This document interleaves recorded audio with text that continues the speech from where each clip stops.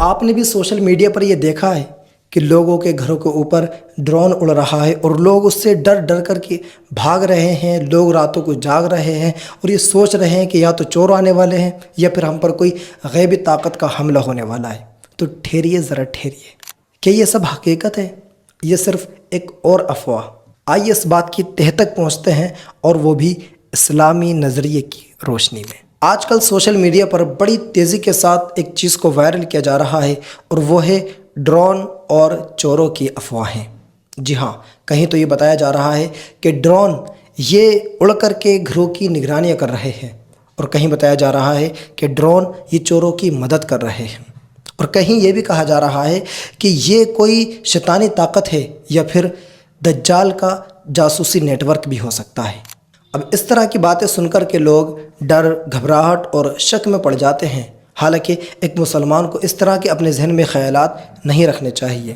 آئیے ایسے حالات میں اسلام کیا درس دیتا ہے، اسلام ہماری کیا رہنمائی کرتا ہے، آئیے جانتے ہیں۔ ڈرون اور چور کی خبریں، حقیقت یا افواہ؟ سچائی کیا ہے کہ کچھ جگہوں پر تو چوروں نے گھروں کا جائزہ لینے کے لیے ڈرون کا استعمال کیا ہے، لیکن ادھیکانش ویڈیوز اور میسج یہ بنا کسی پشٹی کے پھیلائے جا رہے ہیں، اور کچھ لوگوں نے تو اسے جنات اور شیطانی طاقتوں سے جوڑ دیا ہے، جو سراسر غلط اور اسلامی طور پر تو بے حد خطرناک ہے۔ تو یاد رکھیے کہ ہر ڈرون سے چور کا تعلق نہیں ہوتا، اور ہر اڑتی چیز بھی دیوی یا شیطانی طاقت نہیں ہوتی۔ آئیے اس کو قرآنی نظریے سے سمجھتے ہیں۔ اسلام کا حکم ڈر اور افواہیں پھیلانے والوں کے لیے کیا کہتا ہے؟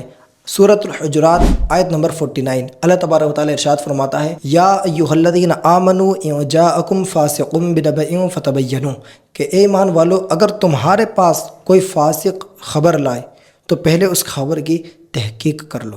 تو اس کا مطلب یہ ہوا کہ مسلمان کو ہر خبر کی پہلے جانچ پڑتال کر لینی چاہیے۔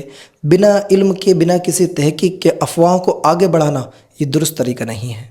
اب حدیث پاک کے اعتبار سے اس کو سمجھتے ہیں۔ صحیح مسلم شریف کے حدیث پاک کا مفہوم ہے، کسی انسان کے جھوٹا ہونے کے لیے صرف اتنا ہی کافی ہے کہ وہ ہر سنی سنائی بات کو بنا کسی تحقیق کے آگے ایسے ہی شیئر کرتا چلا جائے، یہ اس کے جھوٹا ہونے کے لیے کافی ہے۔ لیکن آج کل تو حالات یہ ہیں کہ سوشل میڈیا پر جیسے ہی بس کوئی ویڈیو دیکھا تو بنا کسی پشٹی کے، بنا کسی تحقیق کے آگے ویسے ہی فارورڈ کر دیتے ہیں۔ اگر اس اعتبار سے دیکھیں تو یہ تو اس حدیث پاک کا کھلا النگھن ہے۔ اس لیے مسلمان کی سوچ یہ کبھی بھی صرف سنی سنائی باتوں پر نہیں ہونی چاہیے، بلکہ یقین اور تحقیقات پر ہونی چاہیے۔ اس لیے اگر آپ کو کوئی بھی ڈرون دکھائی دے تو فوراً شک میں نہ آئیں، بلکہ اس کی تحقیقات کر لیں، یہ دیکھیں کہ وہ کس مقصد سے ہے۔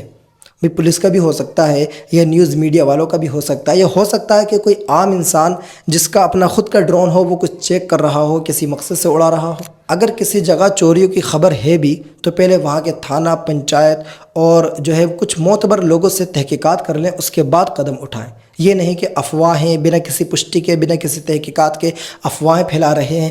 یاد رہے کہ یہ چیزیں اسلامک طریقے کے بھی سراسر خلاف ہیں۔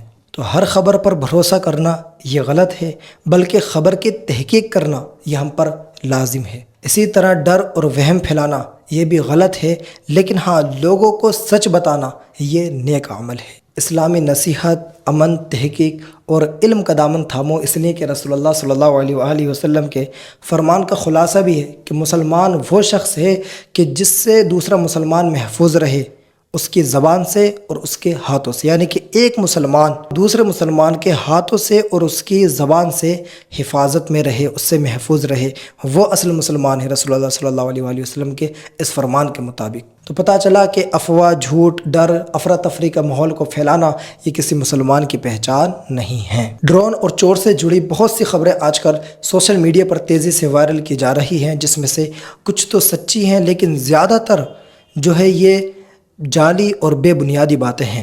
جبکہ ہمیں اسلام یہ درس دیتا ہے کہ ہم ہر بات کو علم اور تحقیق کی کسوٹی پر پرکھیں۔ ڈر، وہم اور غلط باتیں پھیلانا یہ شیطان کا راستہ ہے۔ امن، حق اور سمجھداری پھیلانا یہ اسلام کا راستہ ہے۔ ڈر سے نہیں، حق سے چلو، وائرل سے نہیں، وحی سے سمجھو، یعنی قرآن سے سمجھیے۔ اس لیے ڈرون ہو یا چور، لیکن اسلام ہمیشہ یہ انصاف، تحقیق اور امن کا پیغام دیتا ہے۔